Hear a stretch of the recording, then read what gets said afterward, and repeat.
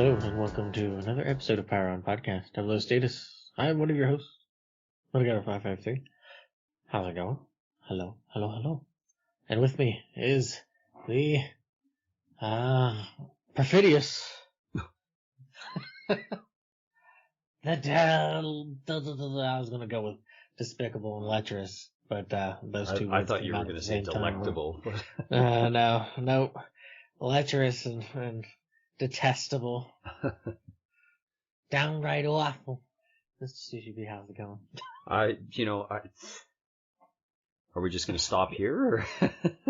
Or? I think you're just a little bit sore on all of the hard times I've been giving you on some of your recent streams. So. No, not at all. I just, I guess just trying to lean into the whole rogue ex-MI6 agent for the movie ahead, but those are the words that sort of came out. No problem. So, but you're doing all right though. Yeah, for the most part, a little bit shocked still that we're so far into this and are really starting to wind down. It kind of hit me just before we got together tonight to do this. That was kind of like, wow, yeah. Just a couple more to go. That, and also the fact that this particular film ended so late in the cycle. I was wondering if it would be pretty much the second to last one, as it was kept on rolling down the line. I didn't know how I was going to feel about it, because this is the, at least for me, this is kind of the stepping stone, because of the good old video game. So, but that's just me. I was fine with being like, I'll keep it off to the side. So. Yeah, for sure. Yeah. So, you did pick this. So I did. You are the charge leader person thingamajig. You are squaring off this dance. I'm leading our bobsled down the hill. Yes. Sounds good. So we haven't even said that this is GoldenEye. Obviously, it'll be in the title and everything in the title scroll. But looking at GoldenEye today, and this was, as I said, it was kind of odd to have it so late. In a way, I probably would have thought might have came up maybe midway. I kind of reflecting, thinking, I'm surprised this didn't come in the middle of the pack, kind of thing. I wasn't expecting it early, but I thought maybe in the middle. But it's good to finally get through this one, and I don't know if you have any opening remarks or if you have any specific memories of this movie that you wanted to touch upon before we start getting into some of the so-called good and bad. I would say that the only thing I can think of really is after, it was one of those movies that I set to watch after playing through the game so much. I was like, I really should watch the movies, see what this thing's all about. Right. So. Make a little more sense of it all. Ooh, right. So that would have been around, 98 or so. Okay. I finally saw the film and stuff, so. Okay. Yeah. Do it. I was just going to say, for me, like, I had seen the movie before I'd ever played the game, so.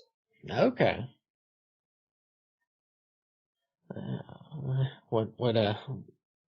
Just never really got to the game there, or? A friend of mine had the game. I never had an N64, so, and I can't remember, he didn't have a horribly large library of games. I don't know what prompted him to buy this. I don't know if he had seen the movie prior to getting the game, or if it was just more of that word of mouth thing. The game was pretty fun. I played it. I mean, as I said, not like super extensively. I played some of the multiplayer match, and I'm pretty sure I played through the whole campaign. I don't remember all of the difficulty settings or whatever on there. Probably on just the normal setting, whatever that was. And it was fine. I didn't think it was that special or amazing. Like I thought it was fine. Mm-hmm. Like, it was fun to play, like, say, the proximity mines against a few other people and stuff like that. But after a couple hours, it's like, yeah, so what? It's just, I've got other things to play. And again, nothing wrong with the game. I just didn't quite fall into that. Yeah, this is blowing my mind of being the most amazing thing that I could ever possibly play, and nothing will ever attain higher. I certainly had a lot of fun with the game, and it was one of those things that was just, I don't know, even down the road there for a while there when I still had it, it was, because I don't even know what happened to it. Mm-hmm. Don't know. I think it probably got rid of it at some point, but I don't know. It was a lot of fun for $26 that I got it for. That's a good deal. Right. So. Oh, it's the sort of general rule of thumb, right? If you can get $1 per hour out of the game you buy, you've probably done a pretty good ratio. Something like that. I mean, that used to be the mindset, but I mean, when it's like, man, if this game has, around 40 hours, it'll be merciful. GoldenEye featuring Roger Moore. Right? No, go away. The thing is, it would all be digital, so it's not like he'd be running like any slower or anything. It is a bit weird that I can't think of too many of the Roger Moore movies actually getting games of some kind. Was there a View to a Kill game, I think, on a PC of some kind? And there was a couple of the Dalton ones. Yeah, I don't know if the Roger Moore era ever really spawned any sort of games that I can think of off the top of my head. As I say, I'm not too well versed in a lot of those really early Bond games. Mm-hmm. Yeah, I honestly could not tell you. And like Connor even had, there was that From Russia with Love game that had come out. I don't know, when was that? Late 2000s, mid 2000s, something like that. 2008 or something. Yeah, something like that. For the PS2, right? I believe PS2, Xbox, and I think GameCube. I'm not sure on that. I know it's definitely on Xbox and PS2. I've heard it's a pretty good game. Yeah, I heard the same. So there have been a few other good Bond games aside from this, but the GoldenEye does seem to be the most well loved and remembered, probably of the bunch. Or the GameCube ones. I think Agent Under Fire. Oh, okay. I think is one of the. Yeah, there was like Agent Under Fire. Everything or Nothing. Yeah, Everything or Nothing was one of the ones I was thinking of. So. Yeah. Okay. Yeah. Yeah, and that one was on PS2 and stuff too. Okay. Yeah, I think the one had Jaws had come back in that story and things like that. Of course. Yeah. But that was Pierce's likeness for that one. Mm-hmm. Bloodstone was pretty good. But yeah, I think that ended on a cliffhanger. So it'll never get resolved. Thank you. Stupid. Unless Daniel Craig funds the project or something. I don't know. I'm just dumb. Studio went defunct, or is that what happened? Or I think so. I think that's what happened to it. Pretty good theme song as well. Same as like Everything or Nothing. That's what I really. I played a little bit of Everything or Nothing, maybe an hour to 2 hours, just the first little bit, and I was like, this isn't too bad. But anyways, we're here to talk about GoldenEye, right? So. So, did you want to say any other opening thoughts before we jump right into some of those positives? Yeah, no, that's pretty much it. Played the game. I was like, gotta see the movie. Watch the movie. I wonder if that ended up being a common thing for a lot of maybe younger people, right? That they were more familiar with the game first. Probably had heard of what James Bond was, or maybe seen one on TV or something like that. Then got really hooked into the game, and then ended up seeing the film some point after. Well, this is also, this came out, and then, Tomorrow Never Dies, and then, what other movies are coming out around this time? Oh, jeez, I don't know. That's a comedy. That's Dumb and Dumber. So no, Austin Powers. Oh, but that's not until like a few years after this. 97, 98. Yeah. Right? Well, but I'm saying that the game came out in 97. Mm-hmm. So that's kind of that rising crescendo of, I guess, maybe for younger people to be like, oh, hey, what the heck is this all about? Mm-hmm. You have silliness of Austin Powers, and then video game of GoldenEye, all these other things. So maybe. I know Austin Powers didn't do very well when it first came out. It was pretty much more or less I wouldn't say a bomb, but it didn't do well. And then it kind of got through that circulation of, as a rental, and that's where it kind of picked up a whole bunch of steam. Mm-hmm. Well, I know a lot of people just thought it was the most hilarious movie. So super funny. But GoldenEye. So I don't know a ton of the backstory here on the casting and stuff. I know you had watched some sort of making of type featurette. But just going and looking at a few notes here, interesting how some of the other potential casting options for the movie, more like a Mel Gibson and so forth, that they were kind of trying to figure out who they wanted to go with instead of Dalton at this point after that hiatus, which was that due to like MGM having a whole bunch of problems, was it not? Yeah, from what I gather, it was like because the making of thing, it's like the moment that it hit Pierce, the saga of Pierce, not say anything to do with him, but when it hit that point, it seemed to have just like died in trying to do like behind the scenes stuff that's a little bit more informative, a little bit more interesting. That's very like surface level kind of. Oh, and here's the new Bond. Thank you, Timothy Dalton. Right. Like seriously, it's like that. But there was issues between MGM and United Artists and Broccoli's Dan Jack Company, and then they sold to some random, like, I want to say it's like financial company or something ridiculous. And then it just kind of, or at least they tried to, and then it just kind of fell apart, and then they just sort of, what, la la la la, and then it was like changing hands really, really fast, and it was, yeah. Yeah, it did seem like it was a big mess, and that's what caused a big gap in time.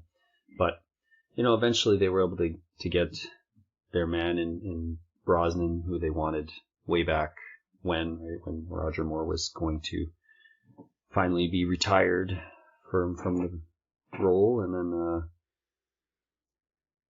it's we'll have to discuss at some point what this would have looked like to have, maybe not in this particular podcast, but what would this have looked like to have someone like Dalton in the role.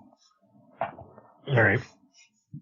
But moving on, I just also read that John Woo was apparently asked to direct this movie, which is very interesting. That's kind of weird. I could have seen him almost doing Tomorrow Never Dies. I feel like that movie could have been a John Woo type movie, more so than this. But anyways, again, there's always all those kind of speculations and people that are approached and asked, and to what degree are they even close to potentially signing on to do some part of the movie. It's always kind of interesting to see those kind of little tidbits and notes. Right, because then you're like, that could have made for some really weirdness. For sure. But jumping right in here, did you want to kick us off here on some of the stuff that you like about this movie? I mean,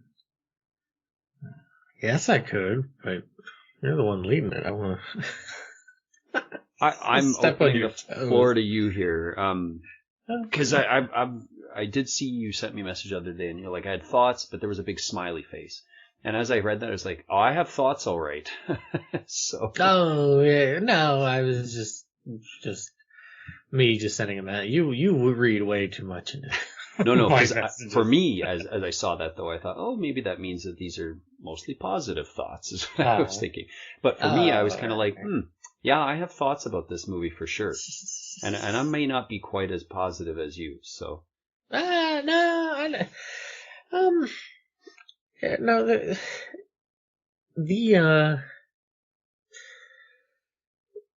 it as a whole, the movie feels like it's getting its sea legs back. mm-hmm. It's what, a 2 hour and 10-minute film. Yep. It doesn't feel like it. Mm-hmm. It feels like you could have added another 15 minutes desperately to really, really fill some stuff out. Mm-hmm. It's the pacing is fine. Mm-hmm. So I'll put that in a note as a positive. It's a brisk film. That's not, it's brisk, but it feels kind of empty in certain ways. Mm-hmm. Like, it just because of how the filming is done and whatnot, it just feels kind of lacking in that fullness, and maybe Martin Campbell learns from that as when he comes back a handful of years later. But at least on this one, I would say, yeah, the pacing I would give it props for. Another thing that I really like, it was continued in the game, and I know, like, whenever I hear it, I always think of the game. The music / sound is very distinct, and it's got this sort of, for lack of a better way to phrase it, real life Donkey Kong Country quality to it, if that makes sense.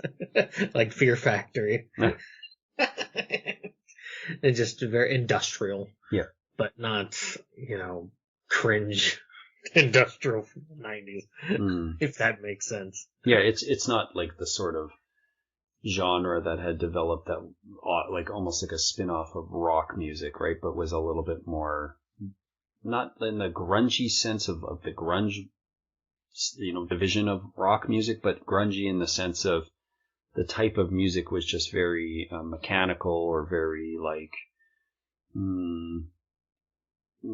I can't find the appropriate word either to explain it. Tonally very just subterranean. It's just, and I really like it. I'm like, it's just such because it harkens back to playing GoldenEye, but B, it's just a really cool sound.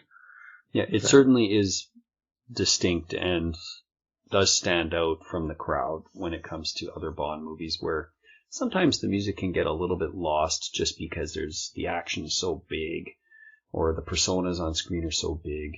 It kind of does fit the motif here as well of the fall of the Soviet Union and so forth. I think it does help bolster that quite a bit. So yeah, there's a couple toss out there. Yeah, the pacing, I agree. I think it's surprising if you sit through this movie. You don't really feel like you ever need to look at your watch and be like, God, is this going to end at any point? Like, is this almost over? Right. And not a lot of screen time is necessarily wasted. Some scenes are perhaps a little longer than they probably need to be.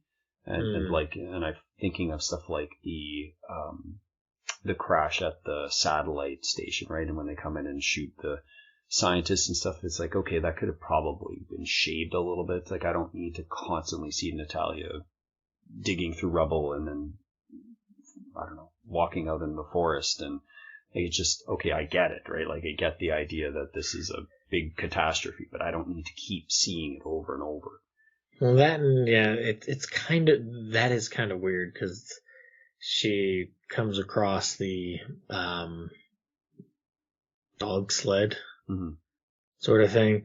So when you first think of it, you're like, oh, she ran into Boris. But then, no, she doesn't.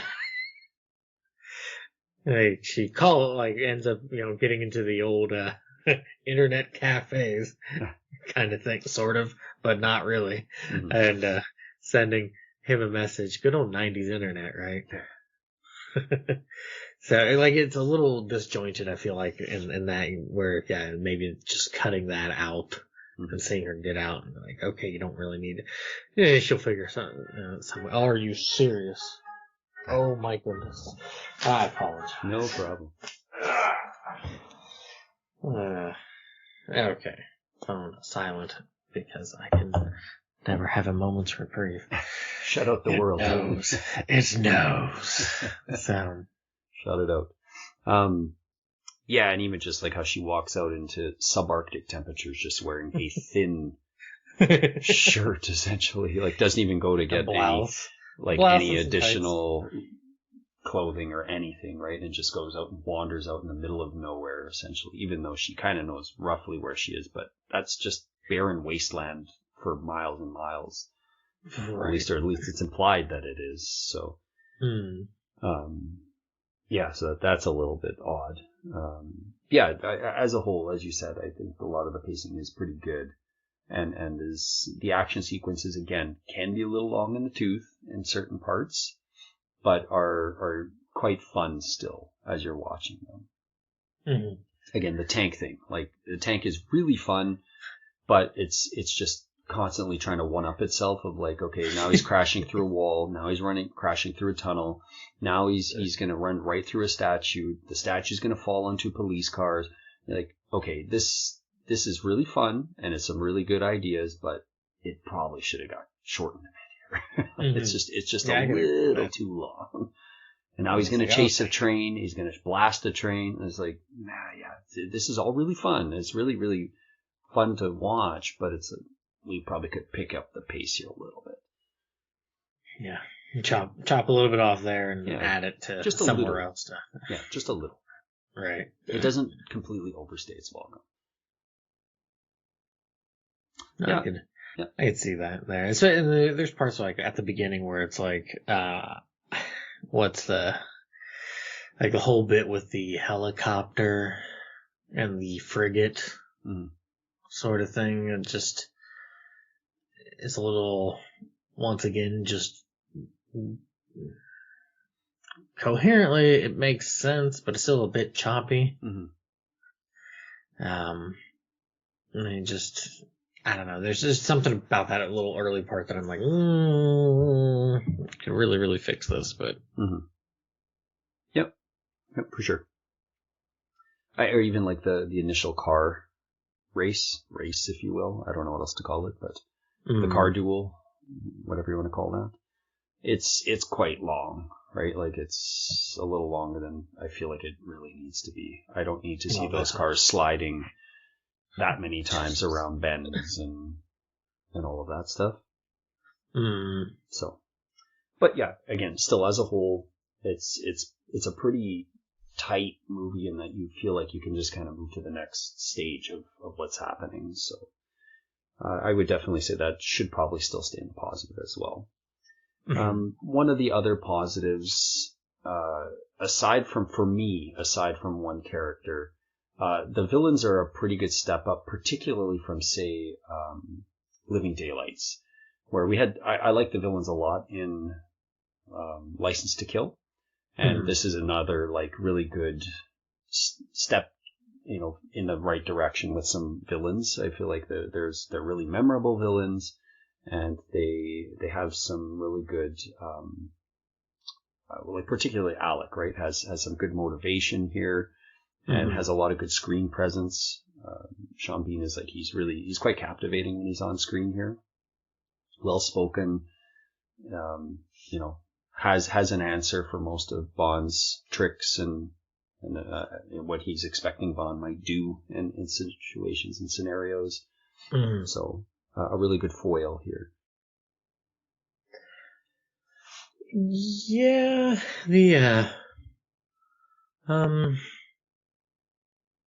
this is kind of, what you were alluding to a little bit earlier with Dalton there.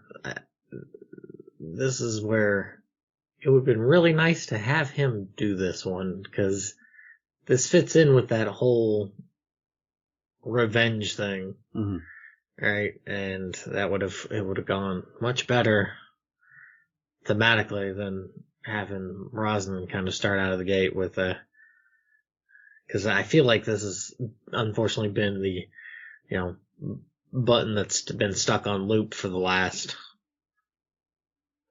27 years in certain ways of, the roguiness of an MI6 agent, or can MI6 even be trusted? And it's, or Bond going rogue and every other movie.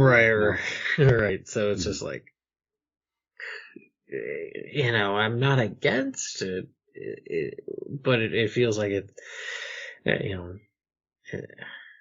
I'm trying to think. World's Not Enough wasn't so bad about it. Tomorrow Never Dies doesn't. Tomorrow's Never Dies. Yeah, it's not really. So it's just sort of, it feels like I get maybe more so because of with Craig's bits, and then also with Die Another Day starts to dip its toes into that. I guess it feels like, okay. I feel like it feels like this is where they really want to draw from that well, especially once Craig gets brought aboard. It's like, you could make the argument the License to Kill does kind of really get the ball rolling since Bond goes rogue in that, right? So, right, but it didn't do well. So, but it still fit with the thematic of going with the revenge thing. Right. So I think they were just trying to maybe stay with that, and then when it did hit like that, they're like, "Oh, this can work." We just have to not have Timothy Dalton around, and it can't be. That's sad. We just need a different audience. So basically, what you're trying to say is Silva is just Trevelyan 2.0. Because he was a rogue agent, right? Essentially, so. I'm okay with it here because we hadn't really seen the villain fill in that role yet, right? Like, okay, we had a Bond that had done that before, but we didn't really have a villain that had close ties to Bond, and then was also a previous agent that has personal history that has been, I don't know, covered up by the agency that's kind of fueled this character to do these evil deeds as a revenge ploy, right? It's not just against Bond necessarily. That's kind of an added bonus that he can potentially try to kill Bond, but he's more mad at, King and Country failing him essentially. Or if you go by the movie, it's because it's in his blood. He's a traitorous bitch from the... He'll always be a traitor. Right.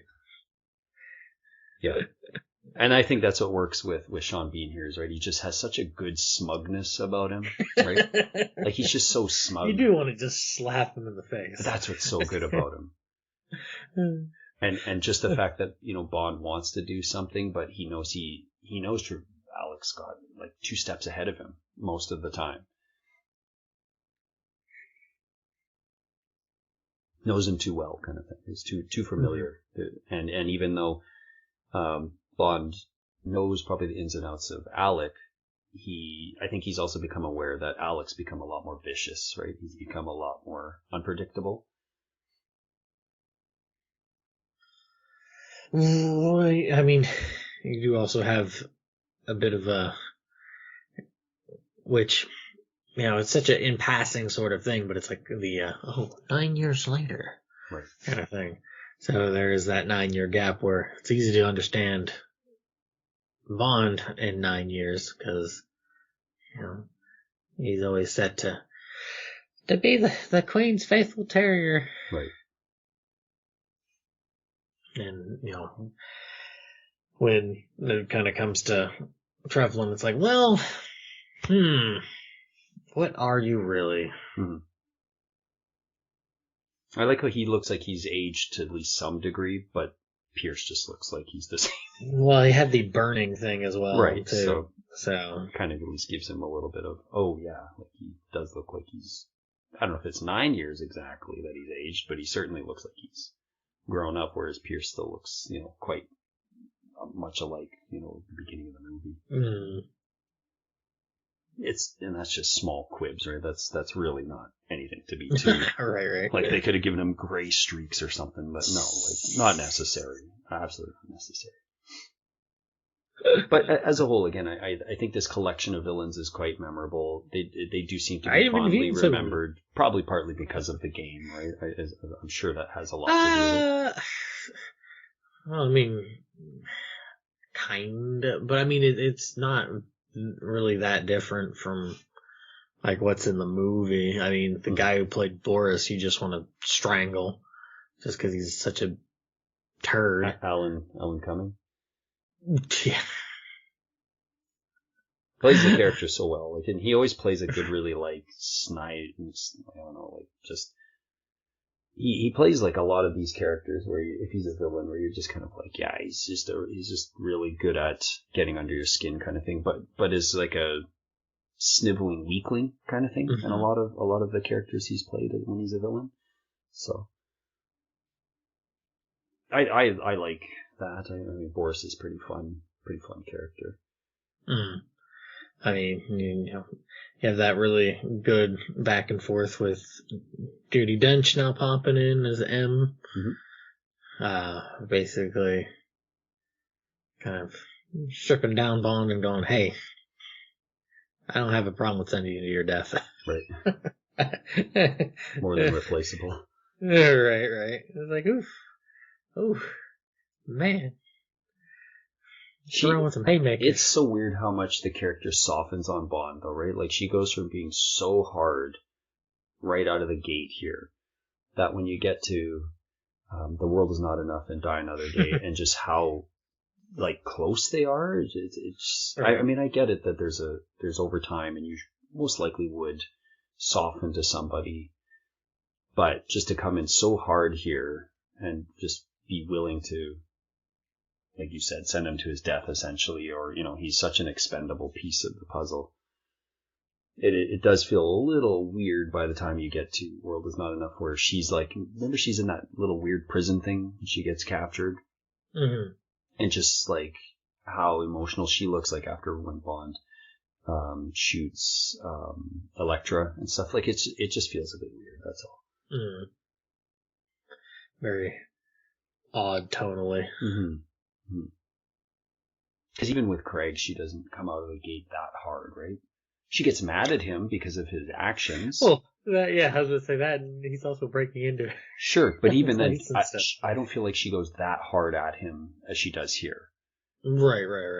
Like, she calls him a blunt instrument and stuff, but here, this is very much like, you know, which misogynist dinosaur or whatever. Right, this is where, you know, new management's taking over. Mm-hmm. And you're like, oh, okay, this is how they're going to be at first. They're going to show you how tough they are. You got to win them over, kind of thing. Right. Yeah. I'm leaving one of the villains for my negative column, so I figured you were. Yeah. I don't know if you like this character. I mean, I didn't mind this character. I don't mind the concept. And now I'm just like, nah. No thanks. I don't mind the concept, but it's played outside of like the spa scene and some of the quips. Yeah, she's not so good. But I do think, again, she does seem to be a more memorable and seems to be a fairly well-liked villain. I don't know. But it could just really come down to the game. But she's not even really in the game that much, so it's not even like, that's, I don't even think it's that. I mean, it could, but like, it's an obnoxious fight. Because you have gun turrets and stuff, from what I remember, and just like that level was just or whatever it was. Yeah, that level's just obnoxious. But it's just we'll save that for. But like the concept, I don't mind. But I don't think it plays out very well. Fair enough. Well, just in the sense of like the sadistic, lustful concept. Mm-hmm. So. Not the whole thighs part. The thighs part. Strike fear in the hearts of men with strong thighs. Some of those fearful men, I guess. But yeah, you get some neato gadgets in this one. Mm-hmm. You get the good old watch laser. Yep, we do. That is nice. I like the pen thing because of how it plays in that scene there when they gets caught. Right. And Boris is twirling it around and he's kind of counting it, because that's been done in other things. I don't know from where though. You know what I mean? Yeah, it's like the high pressure moment where something is not known to one character but another does, and they know if they do this one thing it's going to cause a ripple effect kind of thing. Yeah, it's probably been done in so many places, but nothing's coming to mind for me either right now. But yeah, like it's like clever use. Okay, click the twirl, click, and like, oh no, yeah, and then it keeps cutting back to him and stuff, and it's just it's a cool little. It's clever. It was really clever. So yeah, I think gadgets do get a little bit, even though those mines, I forgot how big those mines were. Huge. Yeah, I don't seem to remember the game indicating them to be quite so large. No, not quite, but also, they look like one of those Simon Says little... Yeah. Bop it or whatever. Maybe not a bop it. But you do get one of Pierce's coolest moments, right? When the bullet ricochets off the wall thing beside him, or whatever that pillar that he's standing in, and he just does like the head thing where he kind of like just turns his head to the left, like as the bullet ricochets off, because he's setting the timer on it. Yeah, like that's used in a lot of the promos for this movie. Yeah, I would say this, like with the start of the film and everything, that opening cut feels like it was that was written way back when. Like, there's just something very tonally, and that's I guess another really cool thing I liked about it is the damn jump. Like that jump is just like, whoo, yeah. Oh boy. The only thing is, it's abundantly clear it's not Pierce doing any of it. Well, even running out there, there's a couple of those scenes you're like, that's not Pierce. Right. It's just kind of like, It's again, there's much worse things than that, right? But it's just kind of funny, like, that guy looks a little bit taller, or because like, even when they do the aerial shot, right, to show how far down it is, and the guy kind of tilts his head up just enough that you can see that it's obviously not Pierce.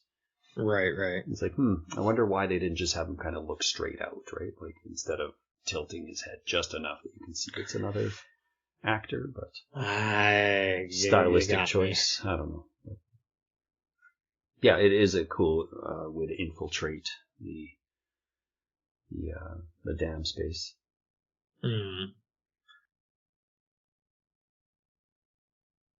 Series never seems to fail to find some new death-defying stunt for somebody to do.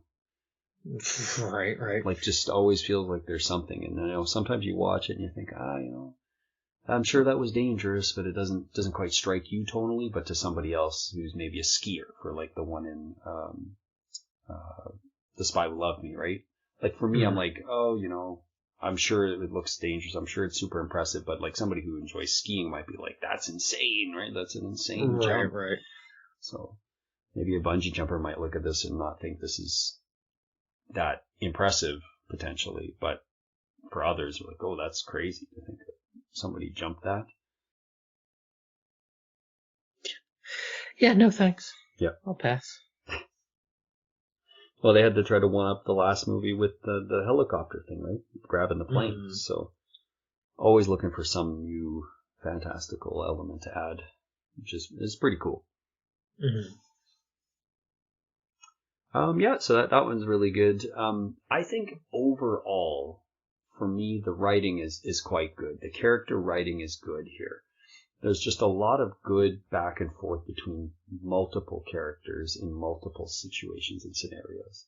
Mm-hmm. And a lot of credit, I think, goes to the writing for Pierce. I think they did find the proper tone and language for his character.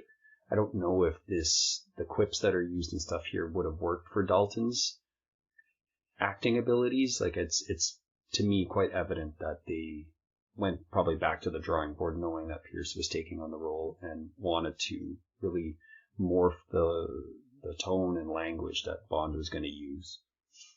Well, I mean, to lean back on License to Kill and my comments on that, he is a little bit more front and center feeling than in License to Kill, where it feels like he's a bit underutilized. Mm-hmm.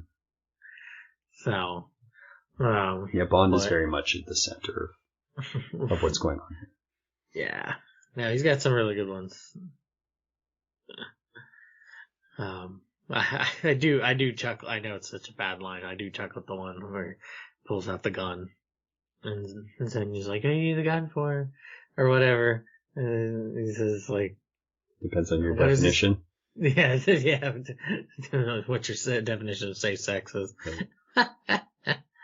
And he even gets like the other quip after that, right? When he burns her butt on the hot coals or whatever, right?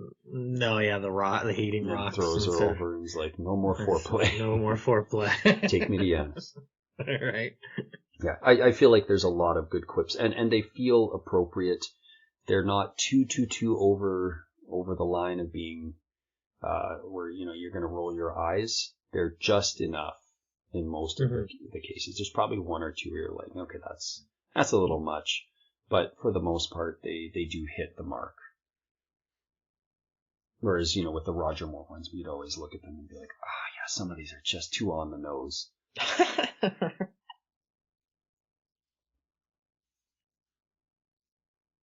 Yeah, did you have anything else? I'm sure there's probably still a few we can draw.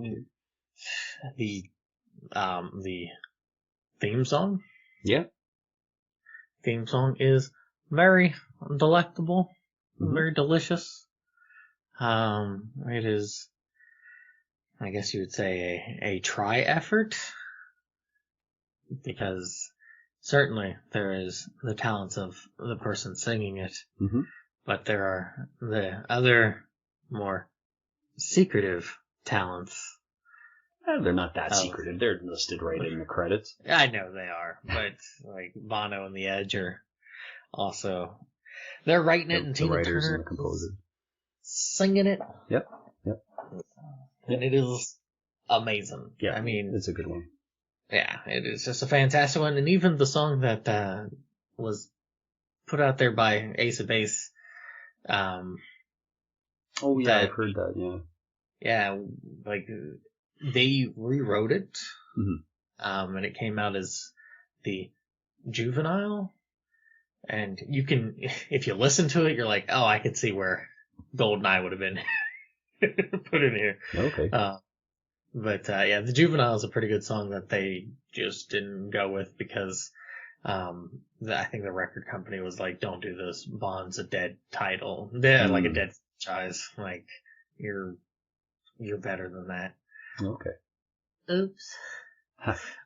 Well, they were a pretty big deal at the point, right? So, yeah, right. maybe at the time, I think there were a lot of question marks for the James Bond franchise. So I could see why, if you were sort of on the rise in the music industry and stuff, that it may not at that moment have felt like, a good career move. So. Right. So. Yeah, I agree. It's a really good song. Fits the motif, right? Like it's just got a lot of, it has a good flair of feeling like old mixed with the new. Mm-hmm. Like a lot of the trumpets and things like that are used in it. And really cool scenery and stuff, right? Used in that sequence as well, right? Of really highlighting the fall of the Soviet Union and just, the hammer and sickles and stuff that are falling and things like that. Mm-hmm. There's a lot of really cool imagery that links into the movie itself. I think I don't really like is it the Luger or whatever that comes like out of the girl's mouth and shoots and stuff. Yeah, it's There's a really couple weird. a couple of those things, but enough that I'm like, this doesn't detract from how good the song is and how good most of the imagery here is. Mm-hmm. Yeah, it is good. Yep, it's a good one for sure. That is an all-time high. All-time high song. That's an all-time high song. Jeez.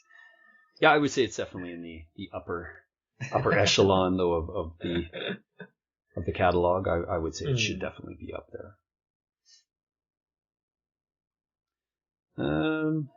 I had a point that I was going to make, and now it's lost upon me because because this is a very good one. You're right. The theme song is very good. Did you have any other ones that you wanted to? Let's see. I liked the concept of the GoldenEye. Okay. Of like this EMP emitting satellite. Mm-hmm. There's nothing wrong with that. I feel, and it's probably because they're like, man, having Spectre would be really nice. And instead you get the Yanis group, and they just that seems a little undercooked. In the sense of the movie, this is where maybe taking a few minutes from the tank bit, taking a few minutes from some other parts of the movie, and then filling them up with more Yanis tomfoolery might have helped a bit. Like to add to a bit more of the mystique piece, or even after the fact that we find out who Yanis is? I would say you could kind of go either way. I mean, the mystique bit would help. I mean, it's kind of hard with Sean being there nowadays. I mean, if you didn't see the trailer, that would make a difference, right? If you didn't see the trailer for the movie, you wouldn't have kind of probably put two and two together because of when the opening act starts. And yes, I know it's like 9 years later, so you think, oh, maybe this character might come back, and it depends on how well you know Sean Bean. If you don't really know the actor that well, you might not think he's going to have a big role to play. Right. So, like, if you're just walking in completely blind, I would like to see more of the mystique of the Yanis group kind of developed. Right. Yeah, you just kind of get some rumblings, but not really. It just doesn't quite feel, outside of the whole EMP thing, doesn't quite feel like there's enough of an undercurrent there, if that makes sense, to really get the wave going. So I'm okay with it. It's kind of given a backseat quick. Like obviously it's your main plot point in that it's the device that needs to be destroyed. It's your kind of world-ending type component to the movie. But it really takes a backseat on that revenge plot, really, between Alec and Bond, right? Like, it's kind of just, it's obviously very important, and it plays a role with Boris and Natalia and all this stuff, but you're far more engrossed with the two of them and their conflict, I feel. It seemed to be that was kind of the big point, though, was that whole,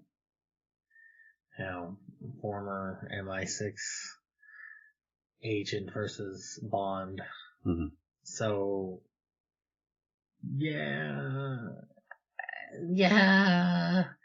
I don't know. There's just something missing there that really use a little bit of work. But,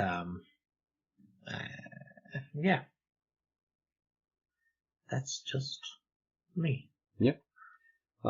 Going back to that initial point of just the flow of the movie, I think just as a whole, I'm glad this movie didn't try to take things too seriously, like in the sense that it does seem to be a just kind of fun movie. And it's probably a good mirror after watching License to Kill and how serious and violent License to Kill was. It's good that this movie probably didn't continue to do that trend, again, partly because of the type of actor and the charisma that Pierce Brosnan has. It's a good move for them to just have a lot of playful moments that feel kind of like classic Bond, but there's still a good, like, sort of up-to-date freshness about things that are happening in the movie. Mm-hmm.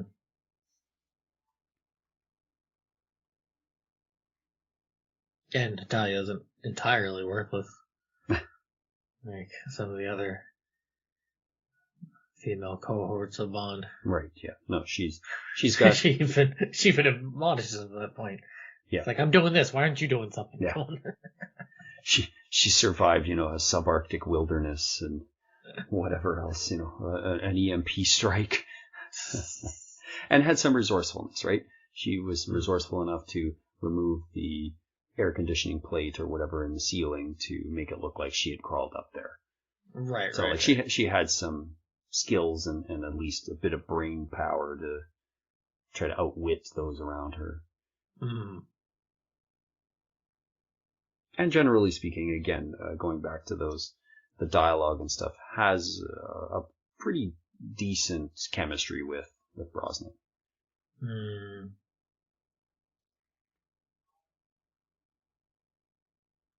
Does turn a bit on a dime, but there's moments that I don't like, but as a whole, like especially later in the movie, it feels a little natural. I don't know so much about the, like, they're on the beach and stuff, not so much that part. Yeah, it's just such a weird. But I mean more like when they're in danger, there's like I feel like there's a reliance on each other and like you said, she's not just a complete damsel in distress the whole time through. So, but yeah, like that. Now that I'm thinking about it, yeah, actually, that moment that happens just before, like, the climactic battle or whatever is it's just kind of shoved in there, right? Oh, we got to make sure a romance piece is put in here because Pierce is this handsome guy and he's on Remington Steel and he's a romantic type person or whatever. And it's like, this is where I think again it feels like it was something that could have worked with Dalton because you have this buildup of 3 movies of this sort of thing. Mm-hmm. Here it just doesn't, because of it being the first with Pierce. Right. You really don't get quite the vibe of, oh, it's been 9 years. It's like, oh, it's just the first movie. What are you talking about? It's just, I don't know. Maybe that's just me being too dumb about it, but. Well, and thank goodness they didn't do something stupid like having Dalton only reprise like that bit and then like Pierce fill in after something, thankfully, not even as a joke, but just like thankfully they didn't do something as dumb as that, right? Like that would have been a disservice to both actors to do something as stupid of that nature. To talk through some kind of passage of time and stuff. Thankfully that wasn't the case. So you never know. Like some of the stylistic choices we've seen in some of these other movies. You really wonder what was the. Of course, I'm not the director. They obviously had a vision and so forth, but you're just like, wow, that is a very odd choice, and it's very odd that all along the way that an editor, producer, or someone didn't just say, like this is not gonna hit with the going audience. All right. So, yeah, I'm sure there's probably a few other pauses we can put in here. But they might pop up as we're talking about some of the stuff that we don't really like about the movie. Mm-hmm. So why don't we, are you okay to move into that section here? I am. Okay. As I had already said earlier, I'm not really a fan of Xenia. I think when I had seen this movie long ago, I was okay with the character. I thought, okay, this is a little bit of a different type of villain. But as I watched it this time again, it's almost like she's overconfident. And I mean the actress. Yeah. Like Famke Janssen almost feels overconfident in how she's playing the character. She dials the ham up to Christmas. Yeah. And it doesn't fit the tone of everybody else that's around her. like you said, in the bathhouse is not too bad. Because it's still meant to be played a little bit kind of sexy, but violent, and it works for the most part in that section. But like the thing with the creepy admiral or whatever that the naval commander, is he an admiral or something, older guy? I think it's an admiral, kind of a creepy older guy or whatever. Right? And then even like when she's playing baccarat, it's not too bad. It's not dialed all the way up there, but it, even when she kind of swears, right, and throws the card and everything, right? And then when she's in the jungle, it's like as far as the dial can possibly go, essentially. Yeah. I do like the line when she's like, "Wait your turn" or whatever, like shoves her face. I'm like, okay, like that's fine, right? That's just the whole like overacting when she's like trying to kill Bond with her legs kind of thing. It's just a bit too much for me. Yeah, like I said, the idea of like a sadistic, lustful. I mean, I think it played certainly much better a couple movies from now. Mm-hmm. I'll say. Well, and it's toned down so much more for that. Right. Character. But I think I think that's where they needed to land. Mm-hmm. And that's not where they landed with this one. No. Xenia is, it's so just Xenia over the top, not Xenia on the top, right? Like she's just so over the top. Yeah, it's just so laughably bad. You're like, oh, okay. They did this better 3 movies before this with Grace Jones, right? Where she exactly. I was gonna say she kind of similar, but Mayday is so much more infinitely better because not only is she a little more realistic and grounded, but she also has a redemption arc. Like there's just so many elements to. She is a psychopathic, kind of lustful character for the most part. But she feels right for the role. And even though Grace Jones is known as being a pretty over the top personality from what I know, it feels so on point in that movie. And probably helps because like Christopher Walken's character is a little bit more unhinged. So, whereas here, Giannis is a little less like he's unhinged, but he's in control. And she's the psychopath kind of thing. Yeah, why are they even a pairing? It's kind of a... I mean, the only thing I can think of is he knows that she's an efficient killer. Is the only thing I can think of, right? And she's a pilot, right? I guess because she's a pilot too. I mean, it's just okay, but he doesn't need her to bodyguard him or anything.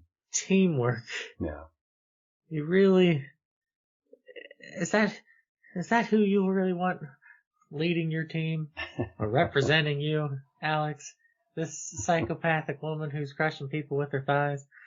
Now, you might get a lot of yes from some horny dudes, but well, that creepy admiral sure had no problem.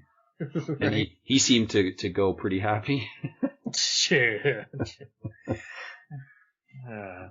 Gracious. Oh, that guy's creepy. The more I think about that character, I'm like, he's just because he looks so like disgruntled when he first gets in. He's like, let's leave now or whatever. Right? When he first comes on screen, and then just how lustful he is too in that scene. That seems pretty risque actually. After watching it again, I hadn't really thought about like they don't show any particular body parts or anything. But it's the sounds, it's the like the gyrating of the characters and stuff. You're like, wow, this is quite out there, right? With the sexualization here that has been implied in other movies, but not necessarily shown, I guess, as graphically as this. And graphic is not even an appropriate word, but the implied nature of what's happening. A lot more mirrors, a lot less smoke. Yeah.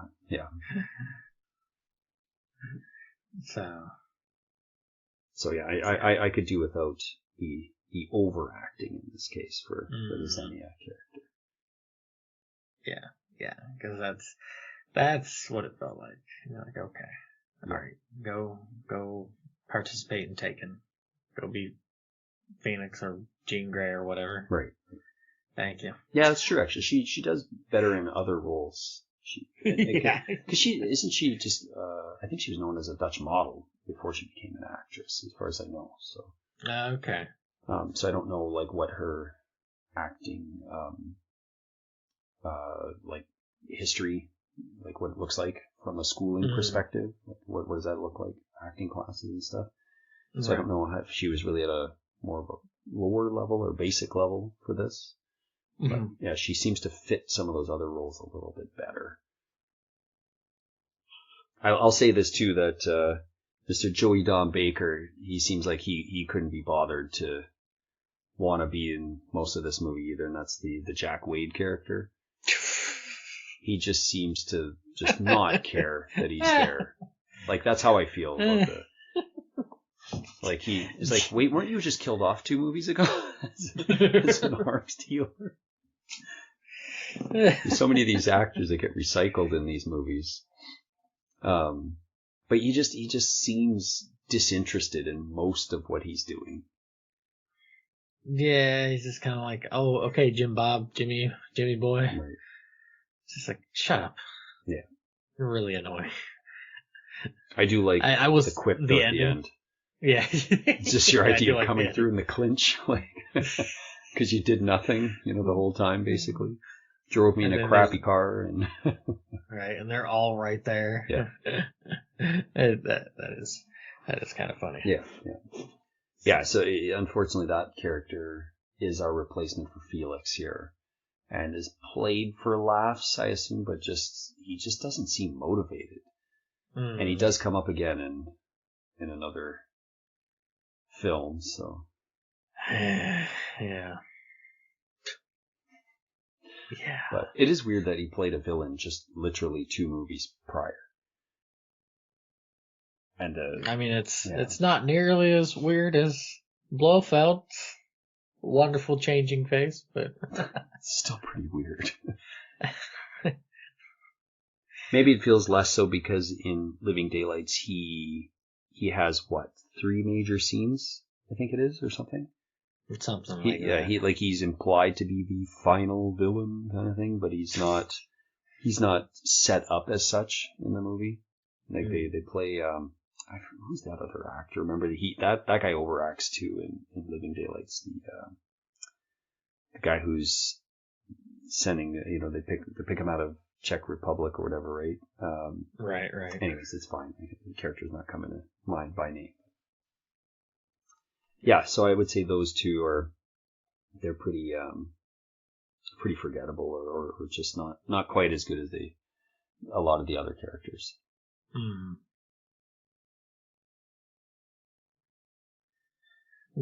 With the pacing of it, this will be maybe the first time I've really kind of teed off on this. The sets feel really smushed together. Like because they're on soundstage or something? Is that what you mean? Something like that. Like, and I get it, changing up things and stuff. Where you'd have these ridiculously sprawling, massive sort of sets and stuff. Thank you, opulence of the 60s and 70s. But no dime shall be spared on I just look no further than You Only Live Twice, right? Like that's that's a massive set. Yeah, it gets repeated. Yes. And not the first time. It's yeah. And here, the Yanis headquarter thing. I mean, it's neat that it's the one satellite that's now defunct, or the satellite dish that's now defunct, but the headquarter area seems like it's really tiny. It's like in a 3x3 box that's 3 stories tall kind of thing. It doesn't seem like there's. It's like, where are the quarters? Where's the cafeteria? How are you feeding these guys? They're all in a lunchbox. They're helicoptering it all in. I don't know. Evidently, just getting catered. I just like that's that final base area that they're in. Just feels like the very beginning of the movie in the dam. I feel like they've just taken and transposed like those hall corridors and everything, and it's just there, combined with the set from You Only Live Twice. and combined with the satellite dish that was used in, I can't remember the Russian location. It feels like it's just the scenes from there with those scientists also is the same location as this final. I feel like they just took 3 different things and smushed them together and said, there, that's where our final battle is going to take place. Don't you think anyone's going to notice these are from earlier in the movie? They'll never notice. Never. Movie magic. Never. Right. Hand waved away. Yeah.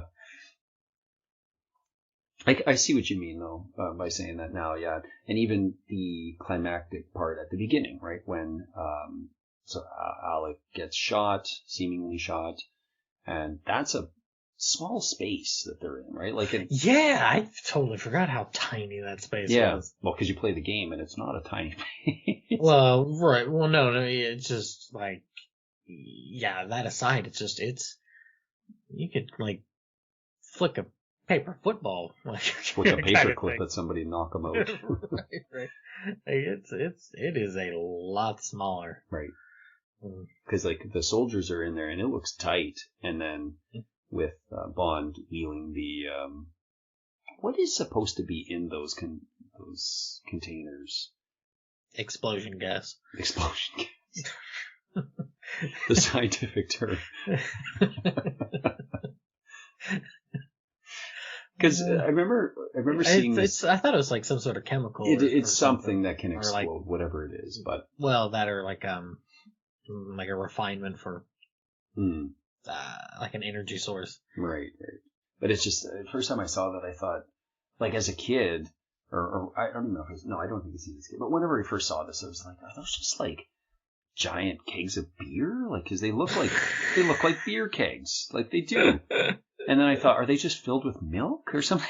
Like, what's the big problem here? Because we don't actually see them burst open or anything, right? They just, again, movie magic. They all go flying into the air, and he shoots like one little latch with a perfect shot, and they all come flying out at the soldiers. But and it's cool. Like, we're just talking a movie here, right? So it looks really cool. It's a kind of spectacular getaway kind of thing.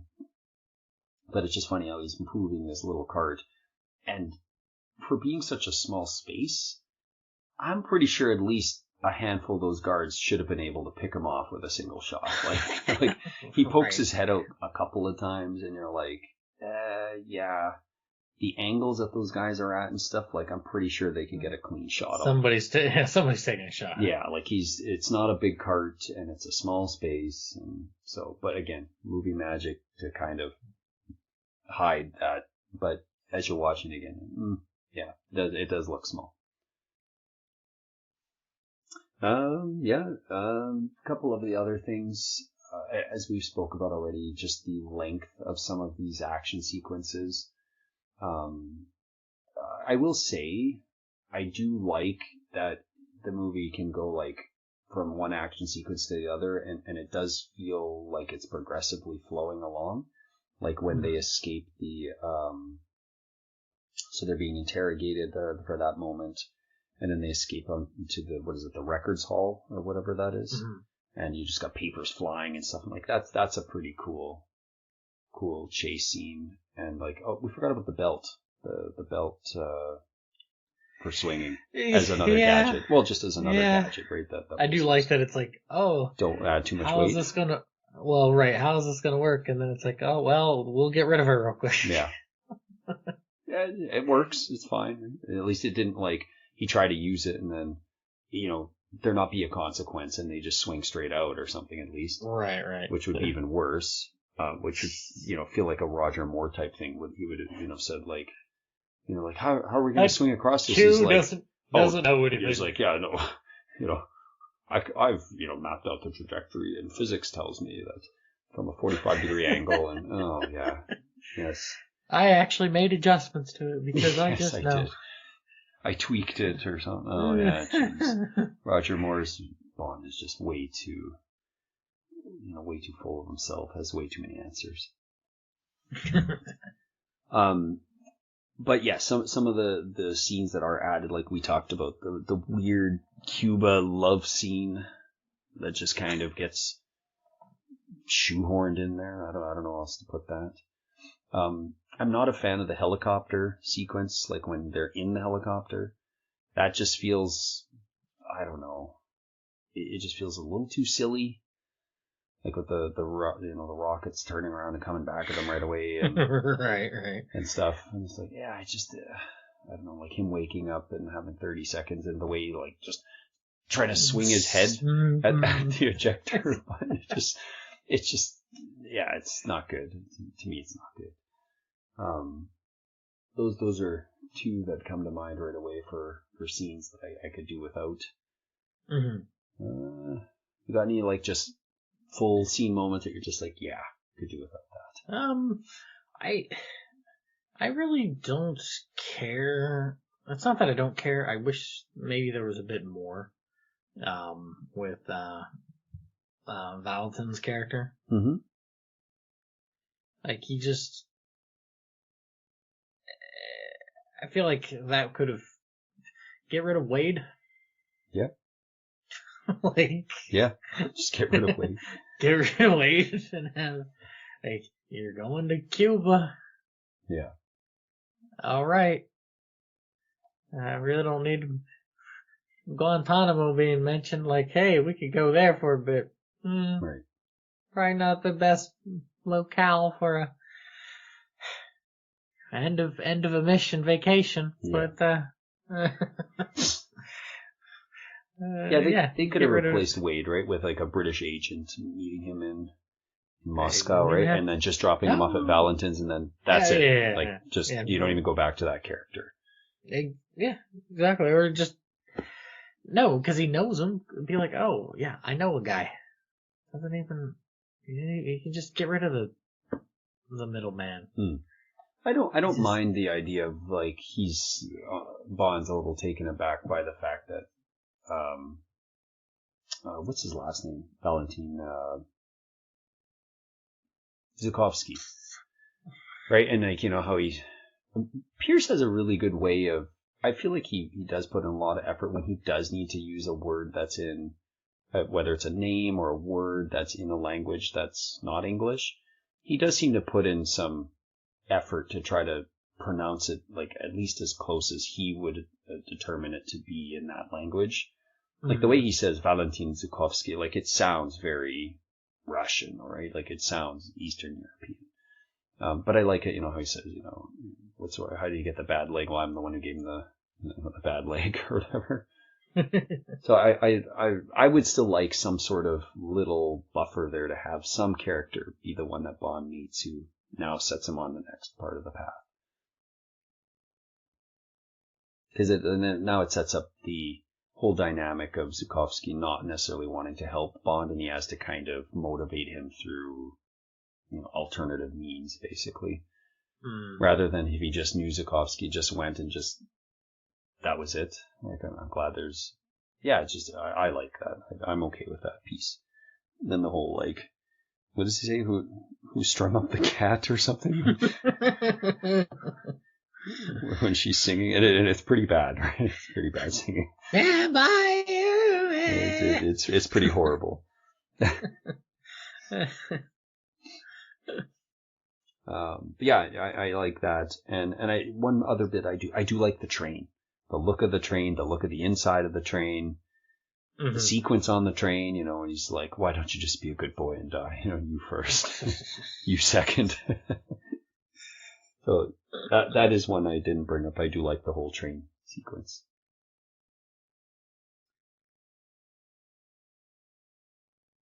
Yeah, I'm trying to think of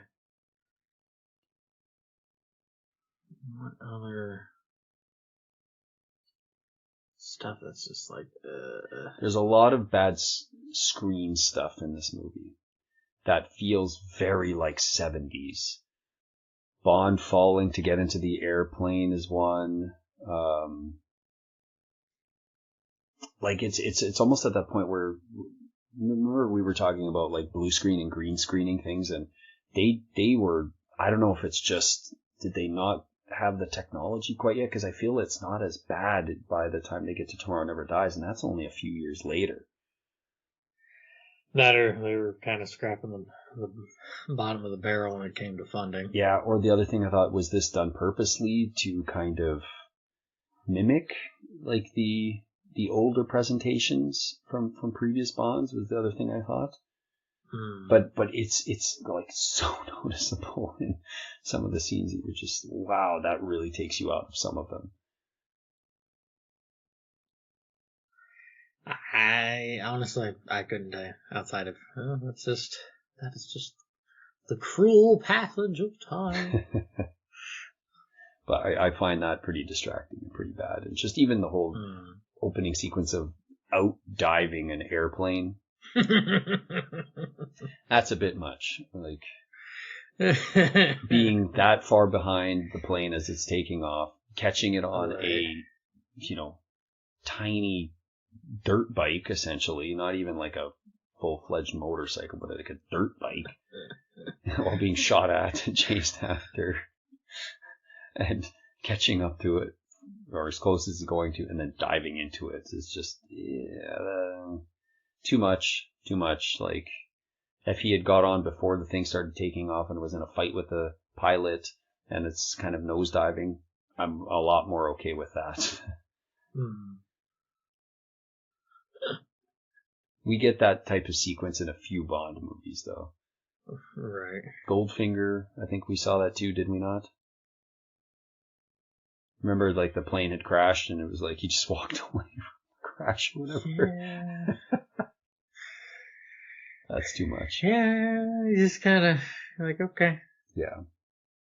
Just dumb. Not okay, but okay. Just dumb. Anything else you got?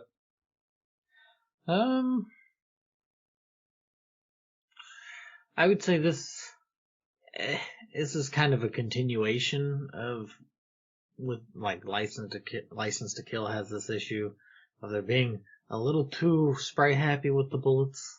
And that certainly gets dialed way up here. It's I think it's just a Brosnan thing, and just the filming of the era, and just lots of bullets, pew pew pew pew pew pew pew pew pew, and kind of like in the archive, or like you were saying there at the facility, and then also getting there on the runway. It's like there's a lot of lead flying about. One of those should clip somebody. Just even ricocheting. Just something. Like, come on. Yeah, this is a Bond that doesn't take too much punishment. I mean, yes and no. In the fight with Alec, which is pretty good. Like, honestly, like, it's filmed pretty well. You can see most of the action. Feels realistic, but is still a little bit of that movie fight style choreography to it, so that it's entertaining still. It's not just like two guys in a real fight rolling around, right? Just trying to fight for position, like a UFC fight, right? Where you expect to see you want to see the big knockout, but once two guys get on the ground, it's really positioning and then trying to submit somebody, which can sometimes not be exciting. Like, it's pretty hard for the two guys in the ring, or two women or whatever. But as a spectator, yeah, I could see where you're like, oh, it doesn't really feel like much is happening. But I find it's good. I feels like a good progression from past Bond fight scenes, and probably up to that point, maybe arguably the best fist to fist type fight. Like, it certainly echoes up there with Grant. But Grant even had like a little bit of speed up stuff into it and stuff, like a little bit. And I, obviously being in the 60s, I feel a little more forgiving of the action. But I feel like this could still probably be in place in a movie today, and you still be like, yeah, not bad, right? Not bad fight scene. Whereas you put the Grant and Bond fight today, you'd be like, oh yeah, that's kind of hokey.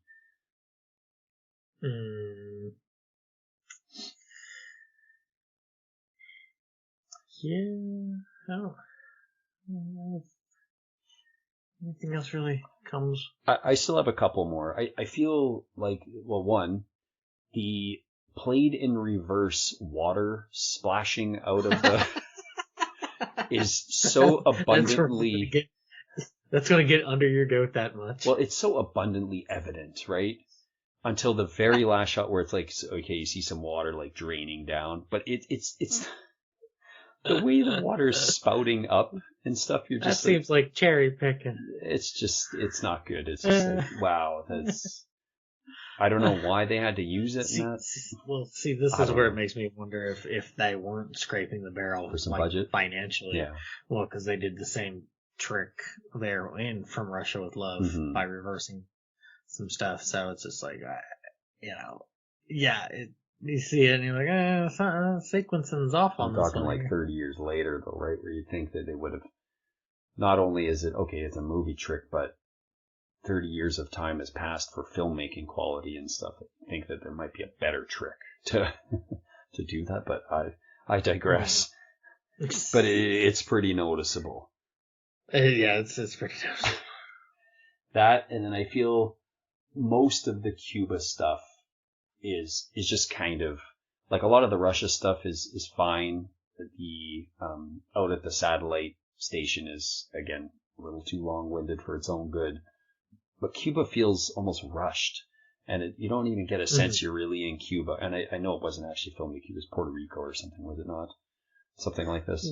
Yeah, something like that. I think. Which is fine. Obviously, you're not, if you have trouble getting to a specific location, you're going to find an alternative.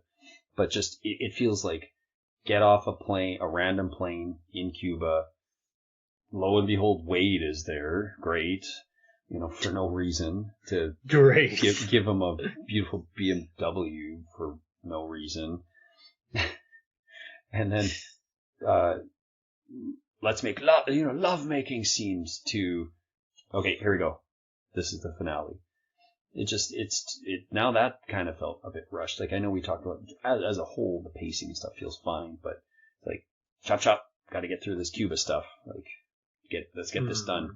We'll spend a whole bunch of time just watching the satellite dish raise out of the water for a solid 5 minutes. That seems like a good option.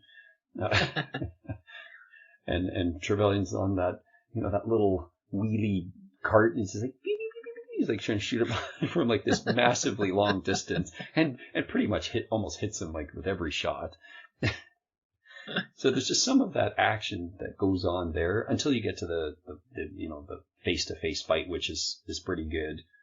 And some of it's again, Hollywoodized action can be really fun. And, he's jumping those steps and stuff, and you're like, oof, that must have been a pretty brutal fall for that stunt person. But until you get to the actual, like, face-to-face, throwing the chain at each other and stuff, fight, it's just like, go, go, go, go, go. And, yeah, it just kind of rushed a little much for me there. And Boris's death is just kind of almost at random, though, too. Like, yeah, she was like, oh, we don't know what to do. Yeah, it's just sort of like, we have that, what is that, not nitrous oxide, what is that, liquid nitrogen? Yeah. Yeah, let's just kill him off by freezing him. I don't know.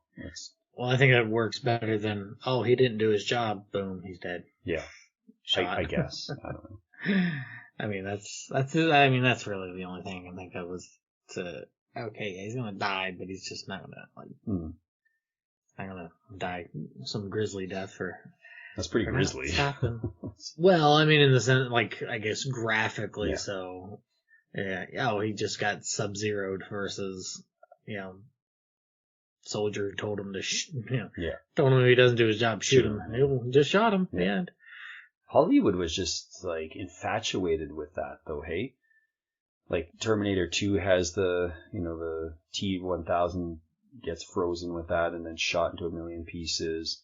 You had the movie Demolition Man where Sylvester Stallone kicks Wesley Snipes' head off because he gets like they were really infatuated with like people getting frozen and dying for some reason for a bit there.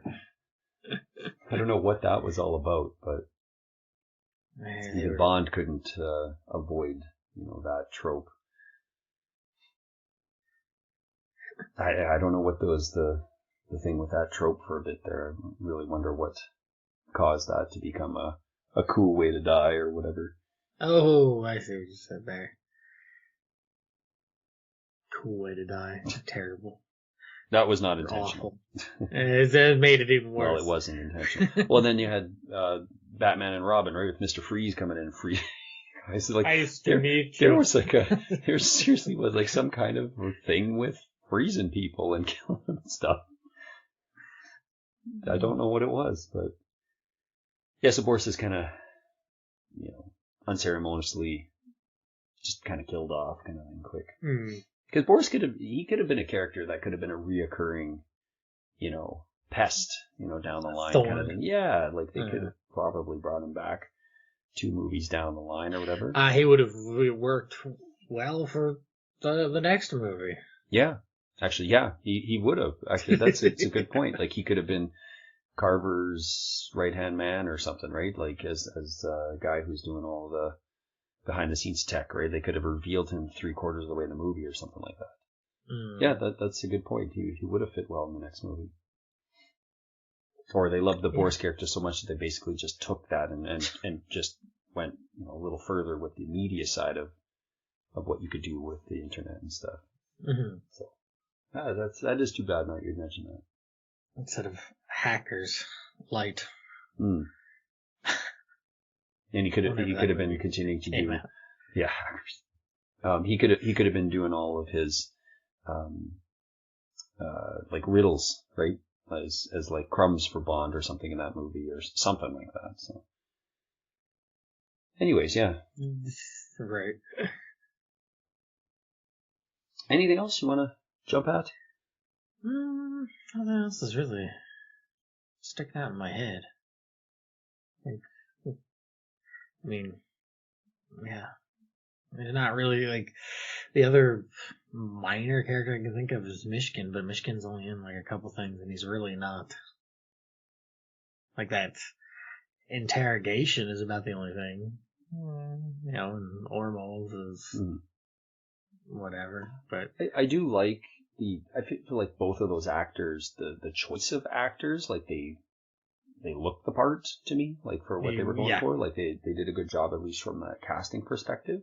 And they fulfill the roles fine, right? Like they're good. They're for what they need to be.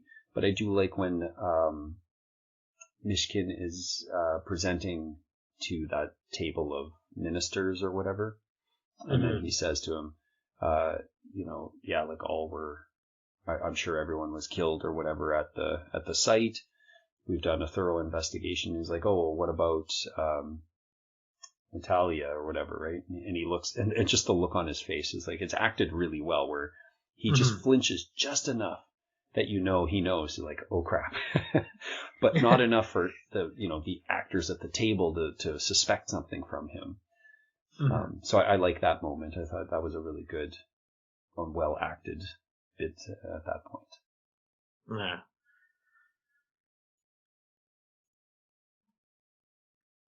Yeah, I think that's about it there. Okay.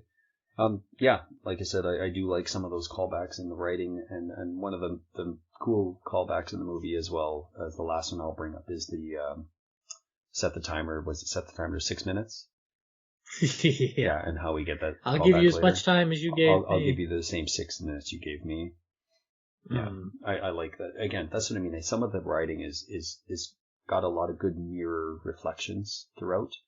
The one I don't like is them telling him, like, kill him, he means nothing to me. And I'm like, that doesn't really work here at this point again. Like, the first time it worked, and now I get it where she thinks she's being cool and sassy or whatever, but it's like, it doesn't kind of work in this moment. Partly because Alec was there. Okay. Alec was there the first time, like when he said it, and you're saying it in front of him a second time. No, this doesn't make sense. He's not that dumb. Like for her to think she's super clever. To me, I was just like, well, that was really dumb. Like I don't. And for her, she was fairly competent for a lot of the movie. For that to come out, like that was a really dumb choice. So. Yeah, I think we might be ready for some scores then. That we are. Yeah. So I know I probably sounded like I was going to be a lot more harsh on the movie, like right at the beginning. I do like this movie. Don't get me wrong. I have fun watching this movie, even though and a lot of the things we said that are negatives can probably be attributed to being fairly minor, right? There isn't like a really hard, outstanding moment where you're just like, wow, this movie stinks. At least not to me. Definitely. Definitely, I don't feel that myself. Yeah. So. Yeah, there's nothing that really stands out. Okay, like, yes, the water going backwards is like silly stuff, but not enough to be like, wow, that really just destroys the movie for me or whatever. I think there's good characters here. There's good writing here for that dialogue between a lot of the characters, and it's just a fun watch, right? You can go in and analyze it as hard as you want, or you can just go in and just watch it for the entertainment value of it. Mm-hmm. And it was a good starting point for Pierce, even though it would have been neat to see Dalton finish his arc or whatever, his 3 films in this movie. I'm still okay with Brosnan because I think they did a good job of flipping the writing to fit his take on the character and his abilities.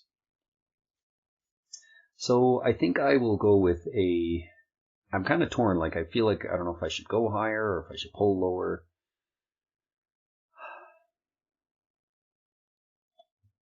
A part of my mind wants to go with a 6, but I'm going to go with a 5.5. Okay. Huh. Yeah, you're a bit higher than I am. I'm actually. Oh, okay. Like, yeah, like I like the film and stuff, but I don't know. There's just something off about it, and I think it's because it doesn't. I think it is because it's more of a fun movie, as opposed to having a lot of like neat underpinnings to it.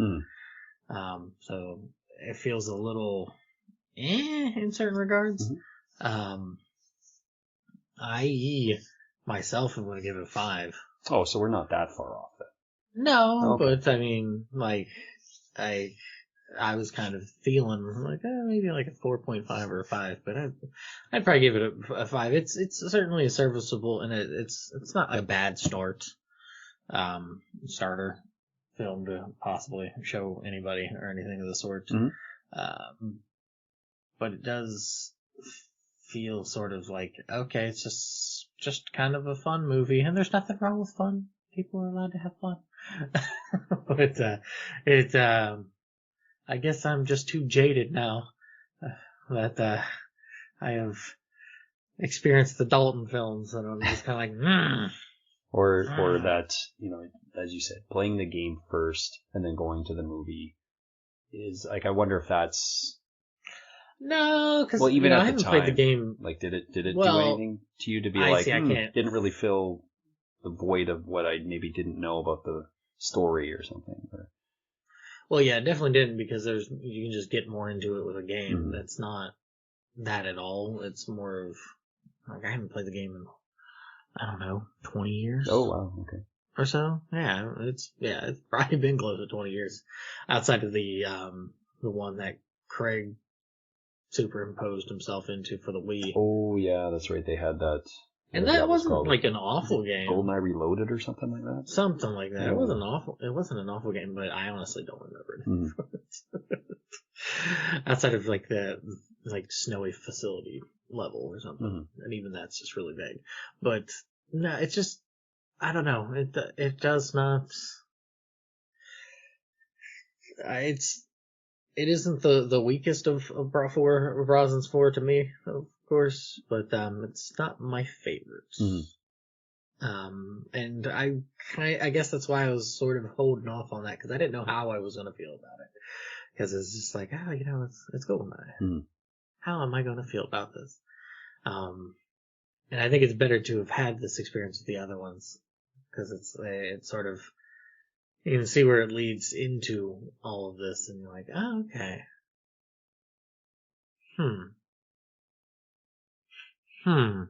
But yeah, I'll go for the 5 with it. There's some fun stuff there. I like the tank stuff a lot. I like the opening a lot. And then it just sort of gets because it is trying to hit this clip, it has these pieces and parts that you're like, oh man, if Dalton was here,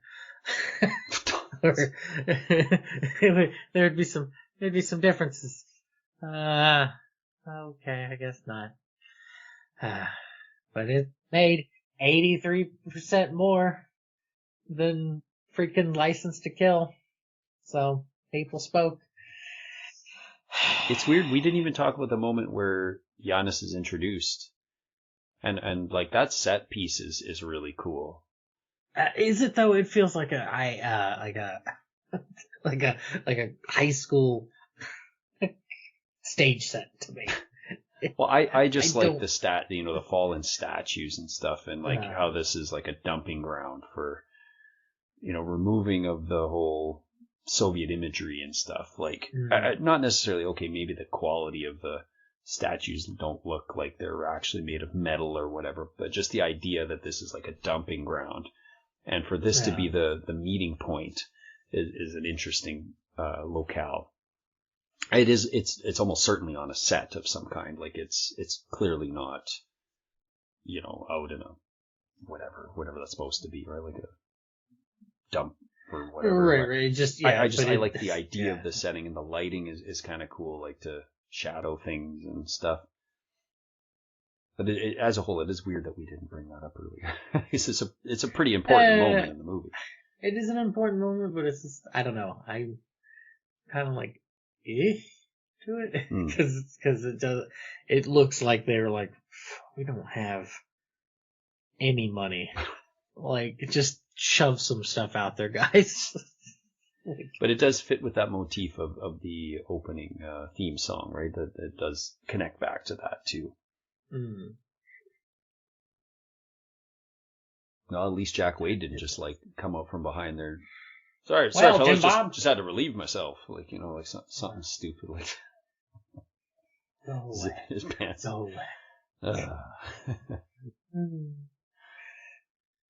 Okay, well, so 5 and 5.5. One point you just said that does make sense. This really is not a bad jumping in point because it does have a good Hollywood feel to it. Like as I said, it's a fast paced. It can be fun. Give you a good sense of just like what a Bond movie on the whole can feel like, because it does have a bit of the classic feel, but does feel a little bit more modern. So it's a pretty good jumping in point for someone who's not familiar with the franchise. It is. And they might have heard of the name, right? Because of the game and stuff. Or they might have heard of this title. So. Especially with the remake coming. Yep. So we'll see how that goes. So, yeah, and we don't get to choose this one. We do not. Coming up. So next up, it'll be a Yolt. I'm looking forward to it. Yeah. Crazy to think this is our last one before the one we never got to choose, period, with tomorrow, Tomorrow Never Dies. No Time to Die. So, yeah. Any last comments and anything? No, just glad we finally got to get to this one, and still weird that it's so late in the trajectory here, but looking forward to You Only Live Twice. Yolt. Yes. You only record twice. Yolt seriously sounds like some kind of horrible yogurt drink. That nobody wants. You want some Yolt? I think I'll just still remain thirsty, thank you. Do you have tap water?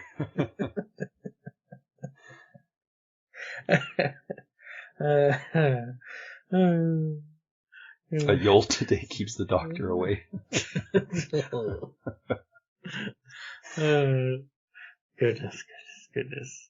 But, yeah, so that is it for the both of us. If you've got some wonderful things, or just share GoldenEye game memories, please bring me those. If the movie isn't quite your jam, we can reminisce and feel old about all those wonderful game memories. But yeah. So, thank you for listening, and we will return.